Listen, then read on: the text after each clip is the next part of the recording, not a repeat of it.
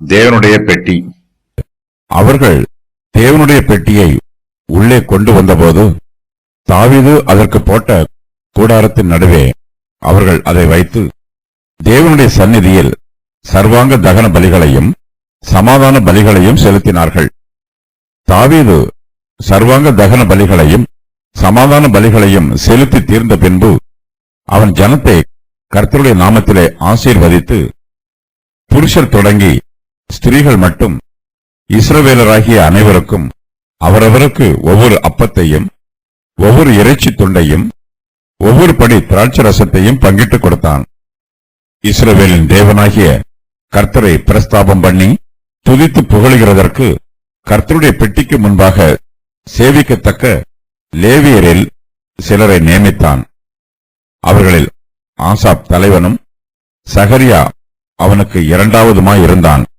ஏயல், செமிரமோத், எகியேல், மத்தித்தியா, எலியாப், பெனாயா, ஓபேத், ஏதோம், ஏயல் என்பவர்கள் தம்புரு, சுரமண்டலம் என்னும் கீத வாத்தியங்களை வாசிக்கவும் ஆசாப் கைத்தாளங்களை கொட்டவும், பெனாயா, யாகாசியேல் என்னும் ஆசாரியர் எப்போதும் தேவனுடைய உடன்படிக்கை பெட்டிக்கு முன்பாக பூரிகைகளை ஊதவும் நியமிக்கப்பட்டார்கள். தேவனுடைய பெட்டியை எருசலேமுக்கு கொண்டு வருவதற்கு முன்பாகவே தாவீது அந்த பெட்டிக்கு ஒரு ஸ்தலத்தை ஆயத்தப்படுத்தி அதற்கு ஒரு கூடாரத்தை போட்டார். லேவியர்கள் தேவனுடைய பெட்டியை தாவீதின் நகரத்திற்கு சுமந்து கொண்டு வருகிறார்கள். தாவீது தேவனுடைய பெட்டிக்கு போட்ட கூடாரத்திற்கு உள்ளே லேவியர்கள் தேவனுடைய பெட்டியை கொண்டு வந்து அந்த கூடாரத்தின் நடுவே அதை வைக்கிறார்கள். தேவனுடைய பெட்டி இதுவரையிலும் கீரியாத் யாரீமிலே இருந்தது. இது கிராமப்புறமான பகுதி. இப்போதோ தேவனுடைய பெட்டி ராஜதானி பட்டணமாகிய எருசலேமுக்கு கொண்டு வரப்பட்டிருக்கிறது. இஸ்ரவேலின் எல்லா ஜனங்களும் கர்த்தரை ஆராதிக்கும் வண்ணமாக கர்த்தருடைய உடன்படிக்கை பெட்டி இப்போது தாவீதின் நகரத்தில் வைக்கப்பட்டிருக்கிறது. இஸ்ரவேல் ஜனத்தார் இதுவரையிலும் கர்த்தரை தேடவில்லை. அவர்கள் கர்த்தருடைய உடன்படிக்கை பெட்டியை புறக்கணித்து விட்டார்கள். தேவனுடைய பெட்டி உடைந்து போன பாத்திரம் போல அவர்களால் புறக்கணிக்கப்பட்டிருந்தது. ஆனால் இப்போதோ தாவீது தேவனுடைய பெட்டிக்கு அதிக முக்கியத்துவம் கொடுக்கிறார். கர்த்தருடைய உடன்படிக்கை பெட்டி அவருடைய பரிசுத்த பிரசன்னத்திற்கு அடையாளமாயிருக்கிறது.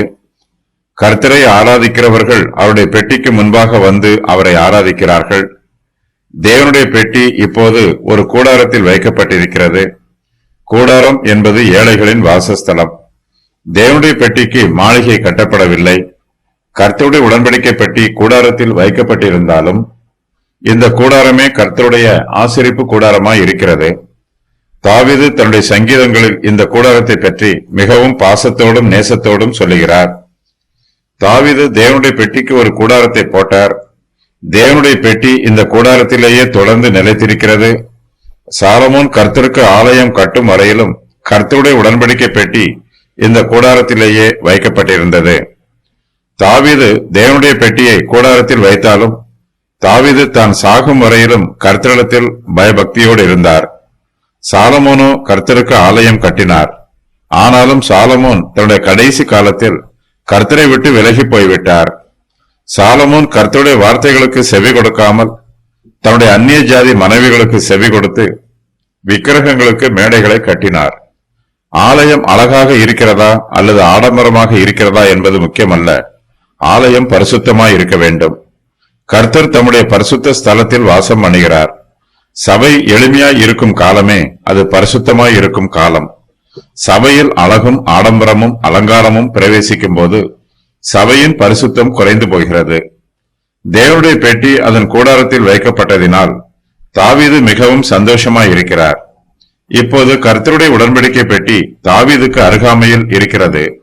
தாவீதுக்கு மன ஆறுதலும் சந்தோஷமும் உண்டாயிற்று.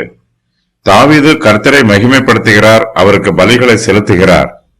தாவீது கர்த்தருக்கு சர்வாங்க தகன பலிகளையும் சமாதான பலிகளையும் செலுத்துகிறார். தாவீது ஒரு ஆசாரியன் அல்ல. ஆகையினால் தாவீது தன் சொந்த கையினால் பலிகளை செலுத்தவில்லை. பலிகளை செலுத்துவதற்கு தாவீது கட்டளையிடுகிறார். இது போலவே கர்த்தர் வாதையை அனுப்பினார் என்று வேதாகமத்தில் கூறப்பட்டிருப்பதற்கும் வியாக்கியானம் பண்ண வேண்டும். கர்த்தர் வாதையை அனுப்பவில்லை. அவர் மனுஷருக்கு வாதைகள் வர அனுமதிக்கிறார். சில சமயங்களில் தமது பிரதிநிதிகள் மூலமாக தமக்கு கீழ்ப்படியாத பிள்ளைகளுக்கு கர்த்தர் வாதையை நியாய தீர்ப்பாக அனுப்புகிறார்.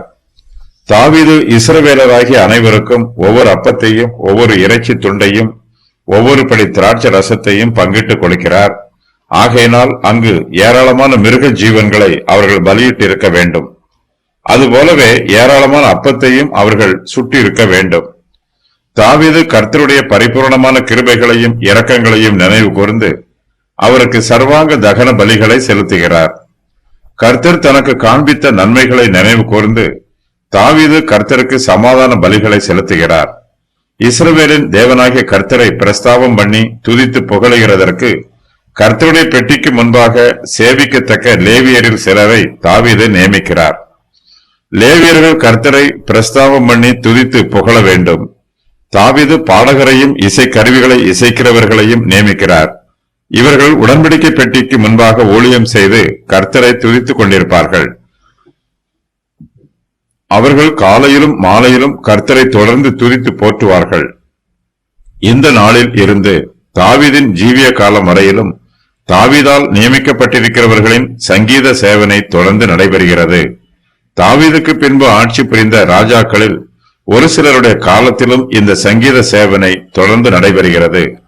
லேவியர்கள் தேவனாகிய கர்த்தரை பிரஸ்தாபம் பண்ணி துதிக்கும் போது ஆராதனையிலே பங்கு பெறுகிற ஜனங்கள் கர்த்தருடைய மகிமையையும் மகத்துவத்தையும் அறிந்து கொள்வார்கள். ஜனங்களுக்கு ஆவிக்குரிய போதனைகள் கிடைக்கும். கர்த்தரை ஆராதிக்கிறவர்கள் கர்த்தருடைய சர்வ வல்லமையையும் சர்வ ஞானத்தையும் சர்வ மகிமையையும் தியானித்து கர்த்தருக்குள்ளே மகிழ்ந்து களிகூறுவார்கள். தாவீது இஸ்ரவேல் ஜனங்களை கர்த்தருடைய நாமத்தினால் ஆசீர்வதிக்கிறார். தாவீது தன்னுடைய நாமத்தினால் ஜனங்களை ஆசீர்வதிப்பதை விட கர்த்தருடைய நாமத்தினால் அவர்களை ஆசீர்வதிப்பதே அவர்களுக்கு மிகப்பெரிய ஆசீர்வாதம்.